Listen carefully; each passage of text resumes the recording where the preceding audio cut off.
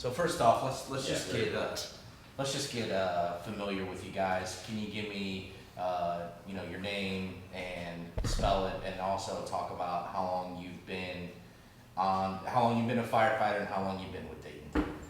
Okay. Are we ready? Yeah. All right. Mark Maxwell. I'm a lieutenant with Dayton Fire. I was hired in 1999 in Dayton. I've been a lieutenant for the last 2 years and have been stationed here at Company 17s for the last year. Maxwell, Mark. My name is Cal Holloway. I've been a firefighter here in Dayton for just over 4 years. Okay. I'm assigned to Company 16, where I've been now for just over a year. And how old are you? I am 42. I'm 38.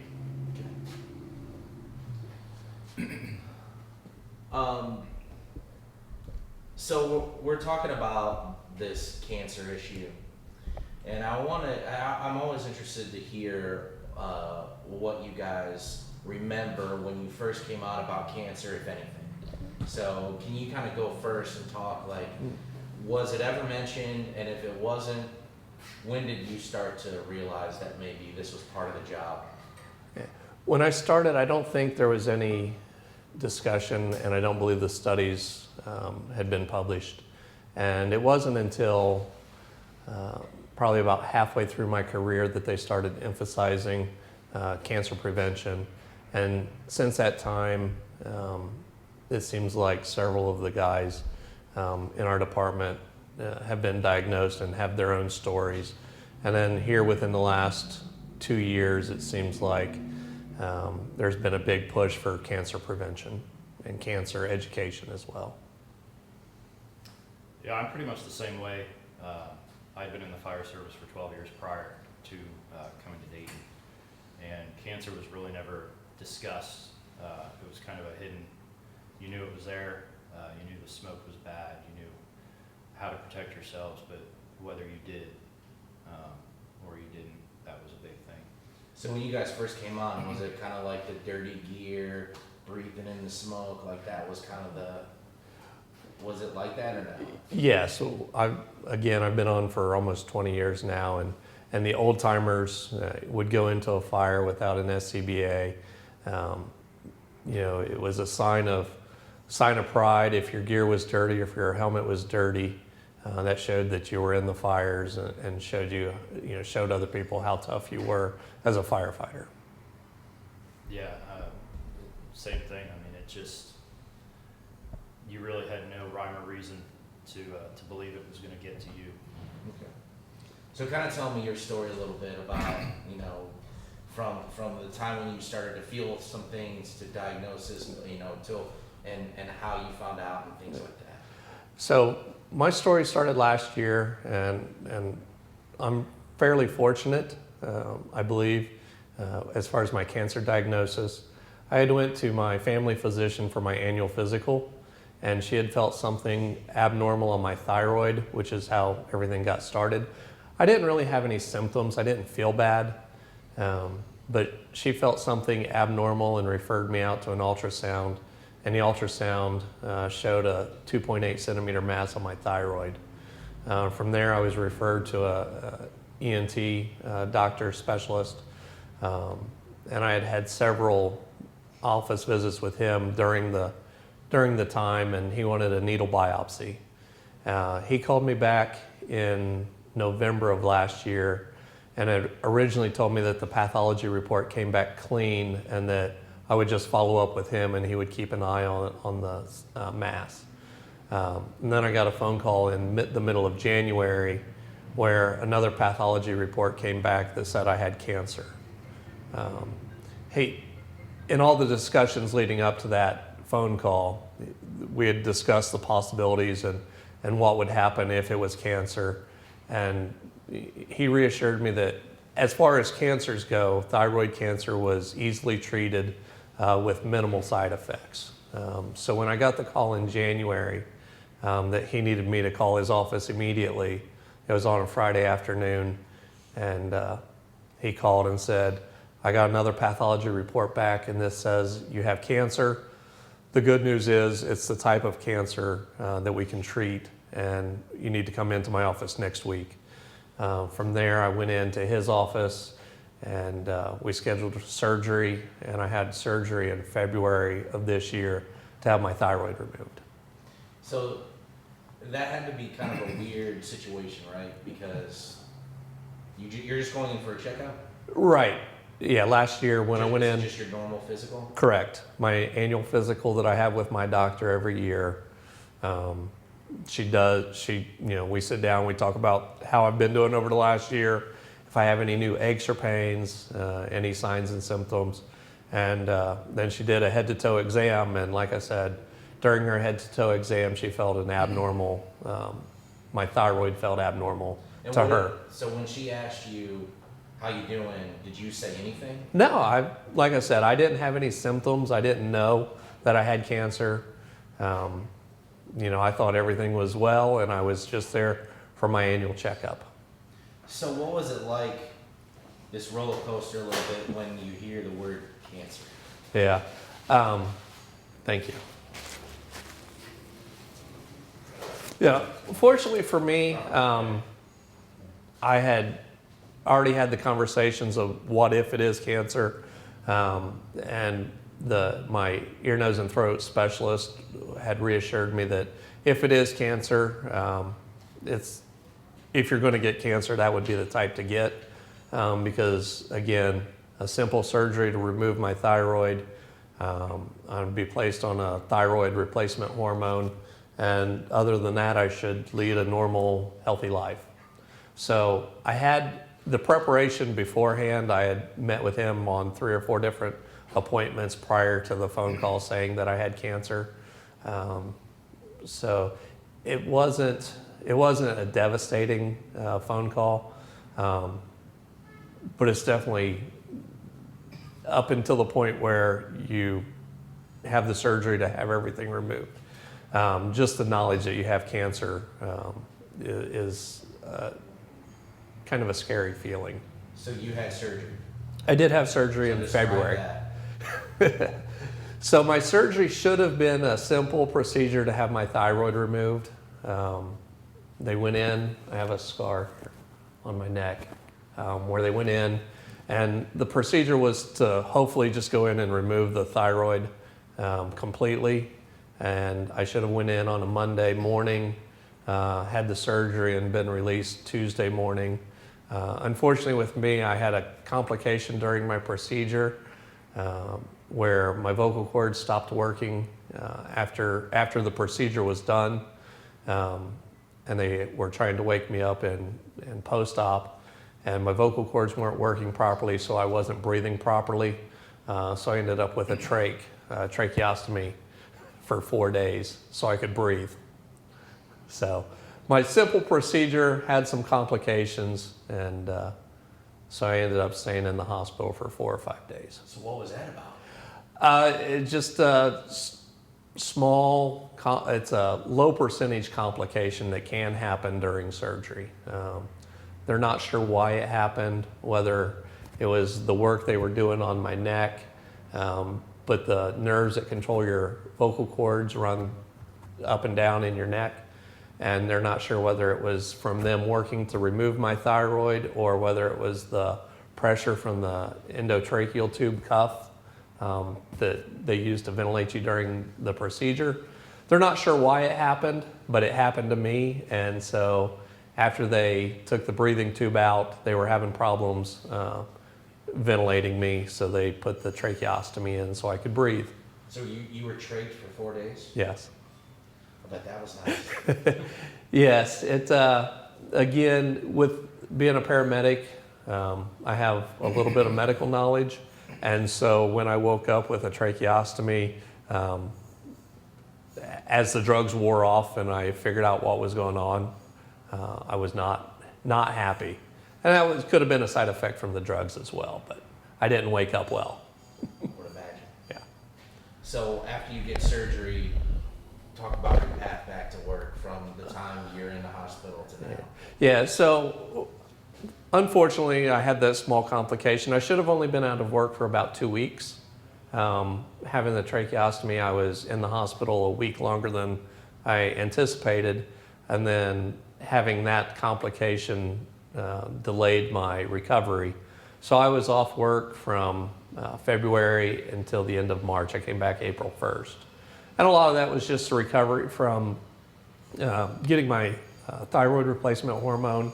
I had to go on that every day, and then recovering from the surgery and the tracheostomy. My body had to recover, and it took a little bit longer than expected. So I stayed home for the month of March and kind of recovered at home. And then I came back to full duty April 1st. And really I have the scar, and then my voice gets a little bit raspy from time to time. And it's like a sore throat on a regular basis. And that's really the only side effect. And then I have to take medication every day. The thyroid medication is for? Because I have no thyroid, Okay. The thyroid produces a hormone that your body needs to regulate. And so without the thyroid, then I'm on a thyroid replacement hormone every day. So when you first got back to work, was there any deficiencies at all, weakness? Did you have to take more breaks than normal? Did you notice anything? No, I don't think I'd noticed anything significant. I'm sure there were some subtle changes, but not enough to be noticeable on a everyday, daily basis. So what about you?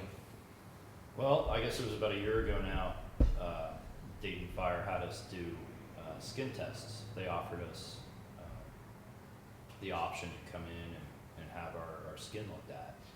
And I've got many moles and freckles all over my body. Never once had issues, talked about it, never had any urgency to get them checked. And we did a pre-screening here in the city, and then they sent us off, if needed, to a specialist. And they sent me off for suspicion that some of my moles didn't look normal. And sure enough, I had 4 spots removed, 2 of which they final labeled as stage 2 melanoma. It was August, I guess, Okay.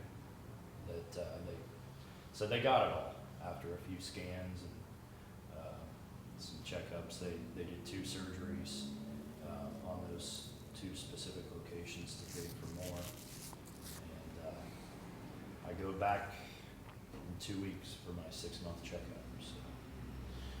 So talk to me about that day, about exactly what happened. Like what did they do to get the samples? Like, I know it may seem boring, but can you kind of walk through from start to finish what happens at a testing or when they take the samples?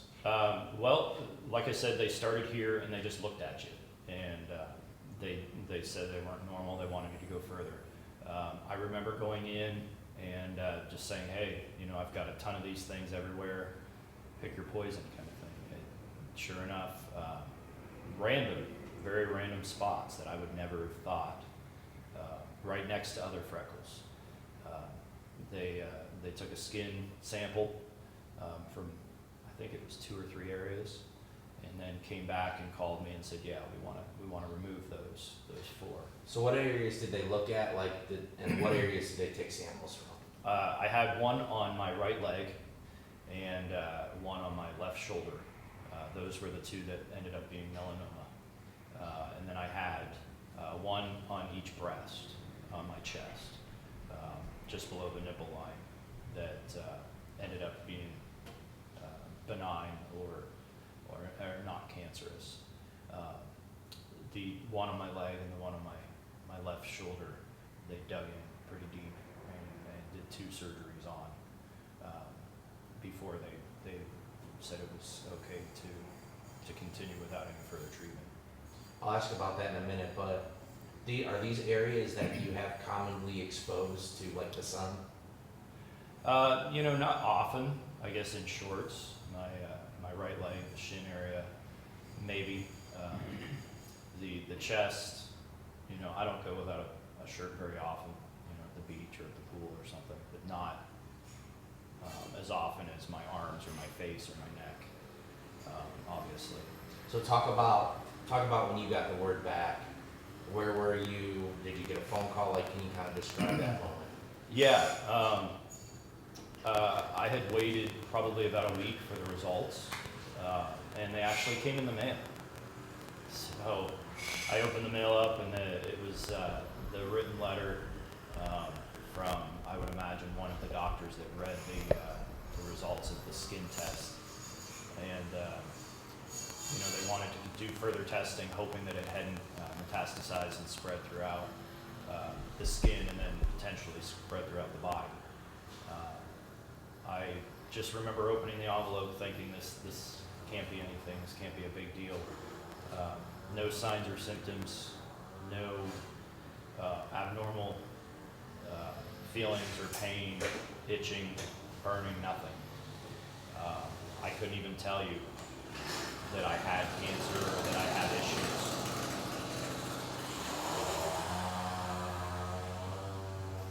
Perfect. So, ultimately, when I opened the envelope and I read up about what the diagnosis was, it kind of took me back a little bit.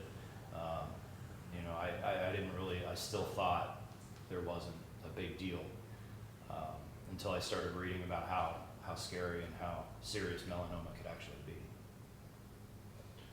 So you just, even when you got the note, did you kind of say, skin cancer? Pretty much, yeah. Lately they've been talking to us a lot about carcinogens and dirt and getting stuff off our skin and making sure we wash our hands and having clean gear and taking showers after fires and things. And I just kept thinking, it's not on my hands, it's not on my arms, it's not on my face, some of the common areas that see a lot of debris or dirt. How can it be possible that it shows up on my leg or my shoulder that's completely covered by bunker gear and clothing throughout my shift? It just dawned on me that there's no way that I was actually sick. I didn't feel sick. So describe in as much detail as you can what the surgery was like, what the digging out. Yeah. The surgery and the digging out process was kind of awkward. It was real easy, to be honest. It was just in and out, I think 45 minutes. They numbed me up and made an incision and just started cutting. Put it in a little vial, just a big chunk of flesh, and that was sent off for samples. How big of a chunk of flesh are we talking about? The two that were labeled as melanoma, I would say maybe about an inch by an inch. It was fairly deep in both places, left a pretty good indent in my shoulder. Excuse me. The secondary surgery was a lot worse. They took a lot more just to make sure that if it had spread throughout the tissue, that they got it all. And that was about another inch or so deep from the previous surgery. Did you think that your skin went that deep, or your tissue went that deep? I was pretty surprised to see the chunk that they could take out. My shoulder has a little bit of flesh and fat tissue, and then, my leg, it was all muscle and tissue. It was pretty interesting to see. What were you thinking when you saw when you first saw the chunk, and you're awake, right? I assume. Yeah, I was laying on my back for my shoulder, and I was laying on my. I was laying on my stomach for my shoulder and on my back for my leg, and I really didn't want to watch. It was kind of an awkward thing, just seeing the scalpel come down and start pulling out my flesh. But I really don't think I thought anything at that point. I thought I was still, this isn't right. This doesn't seem, of all the illnesses or of all the sicknesses that we can get in this job or in life, this seems very minute. But for moles that I never knew I had that were cancerous, certainly came back to bite me. So I'd like you guys to talk about some of the conversations you had with family or wives or dads or sons or daughters about when you first, I know I heard you say you had conversations, but I want, talk about that for a minute and those moments and those questions and what that was like for you. The conversation with my wife was probably the worst. Uh, she had went to my doctor's appointments, so she had heard the what ifs prior to the phone call. And then, like I said, the first phone call I received in November said that it was benign and I would just follow up every year. And so I had told my family at Thanksgiving that, I had this tumor on my thyroid, but the doctor assured me that it's benign and everything's good. So I told my family the good news, only then to get the phone call in January. The phone call with my wife, I probably minimized the diagnosis because I told her over a phone call that I needed to go see the ENT the following week, and she says, "Why?" And I said, "Well, I have cancer," and left it at that. So she was not real happy with the way I broke the news to her. I minimized it. As firefighters, I think that's what we do. It doesn't happen to me. I'm going to be fine. We're the tough men. Nothing gets us. So I kind of minimized it. Probably minimized my fear in my conversation with her. So then, of course, I also had to go back and tell my parents that I was having surgery because I had cancer. I've got 2 children. I've got a 10-year-old daughter and a 7-year-old son. And so then we had to explain to them why I had to go to the hospital and my surgery. And then with the complication during my surgery, then when I came home, I wasn't able to be the father that I was because I was recovering. So then they had a lot of questions. So it was, I think in my story, the part that I got the benign news in November at Thanksgiving and made it through the holidays, thinking that I was healthy and everything was good to go. And then in January, finding out that I had cancer. It was difficult to go back and say that, yes, the doctor gave me more news and I do have cancer. But at least I made it through the holidays thinking I was healthy and it didn't affect the holidays. This isn't a me question to try to get you emotional. Yeah. But I want you to think of the guys in the fire service that are going to watch your story. Yeah. And if you could talk about what kind of questions your kids asked you, or what they said to you, and what that moment was like for you. I think it was more, and again, like I said, I minimized the procedure to them. I didn't tell them, because everything I had got from the doctor, is good prognosis. They only stage thyroid cancer at either stage 1 or stage 2. The surgery should have been fairly minor, and my prognosis was good. So prior to my surgery, they knew that I had cancer. They knew where it was. They knew I was having surgery to remove it. But that's really all the conversation I had with them. They were kids, so they were curious. How did I get it? Was I going to be okay afterwards? But there wasn't a huge emotional discussion with them because, again, I minimized my symptoms. I didn't have any symptoms, so I guess I minimized my diagnosis, thinking that I would be in the hospital overnight, come home the next day, and return to my normal life. Did they ask you if you were going to die? Oh, I'm sure they did. My daughter, my oldest child, she's very inquisitive, so I'm sure she did at some point, and I reassured her based on the conversation I had with the doctor that no, I was going to be okay, and a simple surgery and a pill every day, and I'd be the same as I was before. What about you? I was the same way as the lieutenant. I kind of minimized everything to the point where I can't even tell you the scientific, the medical terminology. It was more, I've got cancer, some spots are cancerous, and I kept things at a very, very vague, very minimal level the whole time. when I talked to my wife originally, I don't even think I presented it to her in a, let's sit down, let's have a talk. It was, at skin cancer testing that we went to, they found something, and kind of played it off. Again, I don't think throughout this whole process that it really has ever kicked in. Even after the surgeries and having stitches for a few days and recovery, and now going every 3 to 6 months for checkups. God willing, they don't come back, or I don't have anything spread.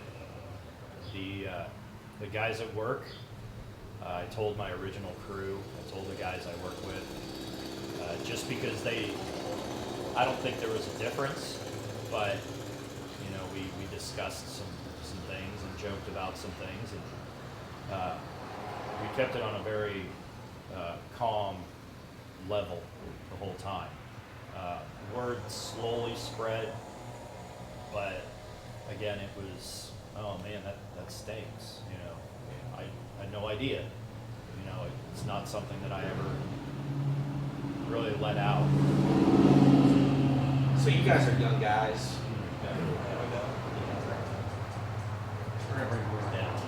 I just want to get some air through here. Yeah. That's kind of a wild little big background. I'll just fire that thing up. Yeah, we're almost done. Go ahead. Young guys, and I know that every guy that we talk to says the same thing. I love this job, but talk about the fact that this job that you love,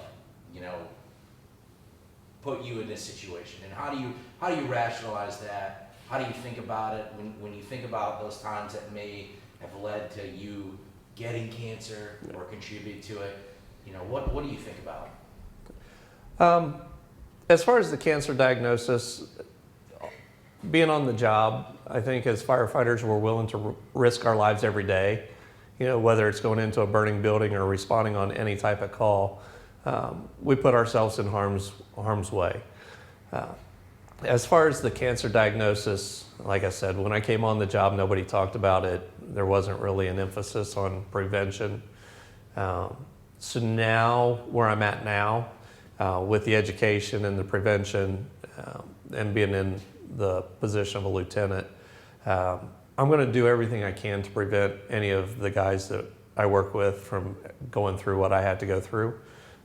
So the education piece is now important to me, and the prevention, the hand washing, the gear washing. We've now, most of the guys on the job have 2 sets of gear. So even if we go into a small fire, I make the guys change into their second set of gear, and then we go wash our first set of gear.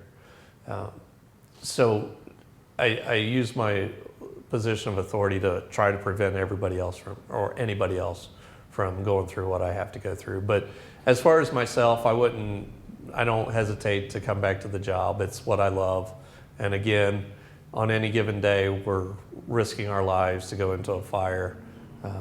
So this is a small complication in my career that I wouldn't give up for anything. Right. I really don't have a whole lot to add to that. I think I agree 100% that we're in this job knowing the risks. I think the risks for cancer may not have been as well educated into the fire service, at least with us. So we didn't know that was such a detrimental a problem. I always figured if something was going to happen, I'd fall, or I'd hurt my back, or I'd break my arm, or something that you can think would happen at any time or any day. But having cancer, it's definitely scary. I think it's not scary enough for me to leave the fire service. It just makes me want to fight further. And like Lieutenant said, making sure that we take precautions from here on out. There are several different agencies and guys on the job now that really profess, different things to keep us safe and healthy, and are really fighting for the future of the fire service. My biggest fear, I think, is probably legislature. Just making sure that the people, the powers that be, can give us what we need to be safe and to prevent future firefighters, or as we age, to prevent future cancer diagnoses. Can you kind of, that was going to be my last question, can you guys kind of talk about what you would like to see from the legislator or anywhere that would help this problem? Well, I think we're on the right track.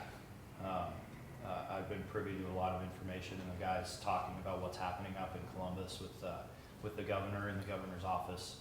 I don't think we'll ever be able to stop and say that's all we needed. Thanks, we're good now. Pushing and pushing and pushing. It's never going to go away. It's only going to get worse.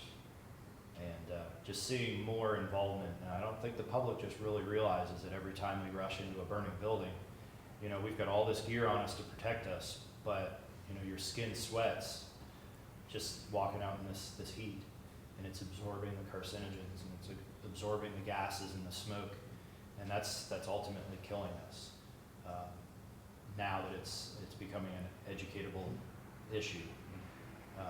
So just knowing that the government is starting to become aware with it excites me, just knowing that they're recognizing this killer. Lieutenant, can you kind of talk about real quickly, well, can you kind of describe some of the fires that stick out to you, that you went in, that, you know, it was just the ones that stick out to you? Yeah, none of them particularly stick out. When I got my cancer diagnosis, one of our members at headquarters was able to pull a report that showed, and it broke down year by year that I've been on the job, how many fire calls I've responded to, and the amount of time I spent on scene in any given year. And the numbers were surprising to me, how long I'd been actually on a fire scene in my career.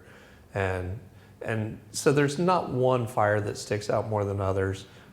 Any good working fire, like firefighter Holloway spoke to, you know, you're hot and sweaty. You know, summertime fires are the worst because even after you come out of the fire and you take your gear off, you're still miserably hot, and your body just continues to sweat and absorb. You know, and then wintertime fires are just as bad because you come out and you're all hot and sweaty, and then you're outside and you're keeping your gear on, so everything's still absorbing. So not one particular fire sticks out as far as. What do you remember numbers-wise that you were given? Anywhere from, I think on a low year, 35 fire calls in any given year. And those could be just a possible structure fire to a fully involved structure fire. And hundreds and hundreds of hours on fire scenes throughout my career. Are you talking about the report from Watts? Yeah. Those are actual fires. Okay. Those aren't alarms. I mean, those are actual working fires. Okay. And then again, depending on the fire scene, you know, what my role was. As a firefighter, I might have been on the engine operating the pump, or I might have been inside on a hose line. So each fire varies. Now that I'm a lieutenant, you know, I may be in the fire behind the nozzle man, or depending on if our arrival sequence, I may be outside helping set up a supply or something like that. But anywhere on the fire ground, you're still exposed to the smoke. And then as we go into the fire, then our gear starts to absorb it, and then we're exposed even more. So. We didn't ask Mr. Holloway how many fire scenes you were on. Do you have that information? Or? I never did get to see a report on me. Like I said, I've only been with the city for 4 years, a little over 4 years, so it's obviously considerably less. However, you know, I just received my second set of gear, and I can remember 3, 4 fire days, so you're putting dirty gear on, you know, all day long. And, you know, like Lieutenant said, it's not just the smoke and it's not just the products. When you're sweating in dirty gear, you're still absorbing. I'm in good shape. Thanks, guys. Thank you. Thank you. All right.